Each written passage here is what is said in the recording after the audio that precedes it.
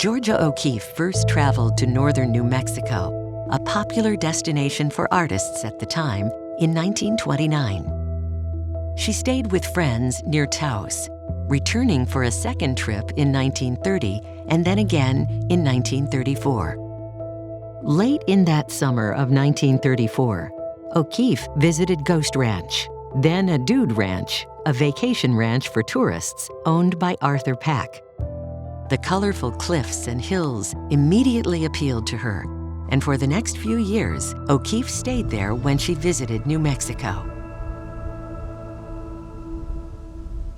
It's the most wonderful place you can imagine.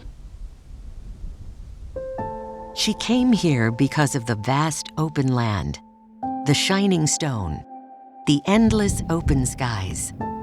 Georgia O'Keeffe called this area the Far Away. She drew her inspiration from the landscapes surrounding her homes, from the Chama River Valley to Cerro Pedernal to Ghost Ranch. This land has been sacred to those who live here for thousands of years, inspiring a rich tapestry of art and culture that continues to thrive in the communities here today.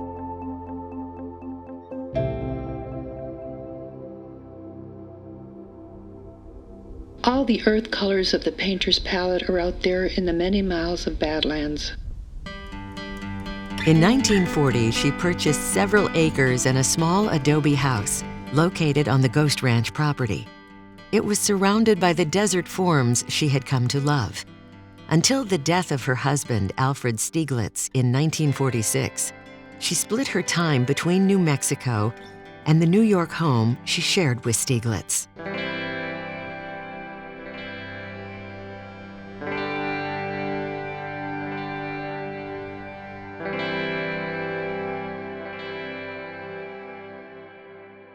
While staying in Taos, O'Keeffe met Maria Chabot, a young woman who was in New Mexico trying to make her way as a writer.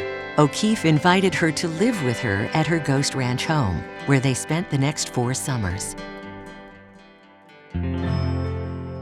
It was impossible to have a garden with the dry, clay-like soil of Ghost Ranch, so O'Keeffe and Chabot often visited Abiquiu in the hopes of buying a property there.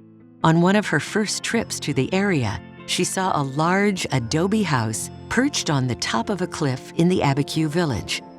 Although it was in ruins, it offered a spectacular view of the Chama River Valley below that O'Keeffe loved, as well as a large garden which could satisfy O'Keeffe's desire to grow her own fruits and vegetables. And most important, the property had water rights, which the local community had kept active over the years by using the water regularly to irrigate the gardens planted there. O'Keeffe set her sights on the 3-acre property. However, the house was owned by the Catholic Church and was not for sale. In 1945, after 10 years of trying, she succeeded in persuading the church to sell it to her. The house was a pig pen when I got it. The roof was falling in, the doors were falling off, but it had a beautiful view. I wanted to make it my house, but I'll tell you, the dirt resists you. It is very hard to make the earth your own. She asked Chabot to oversee the restoration of the property. Shortly after, Stieglitz died, and O'Keeffe returned to New York to settle his estate. Over the next 3 years, O'Keeffe and Chabot sent letters back and forth while the design and construction of O'Keeffe's Abiquiu home was completed.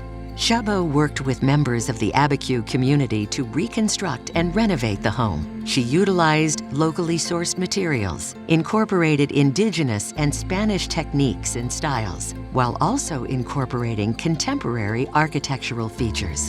In 1949, O'Keeffe finally moved to northern New Mexico permanently and alternated between her Ghost Ranch and Abiquiu homes. The diverse and spectacular landscape of northern New Mexico provided decades of inspiration for O'Keeffe's artwork. The view from the house across a wide green valley toward a low mountain is very fine. The tree series I did from my window in Abiquiu, looking down in the valley. Today, both houses are owned by the Georgia O'Keeffe Museum. Both reveal the less is more aesthetic by which she lived. and their simple, large glass windows fill the interior spaces with light and, in turn, provide expansive views of the natural world, thus creating a dynamic relationship between the inside and outside worlds.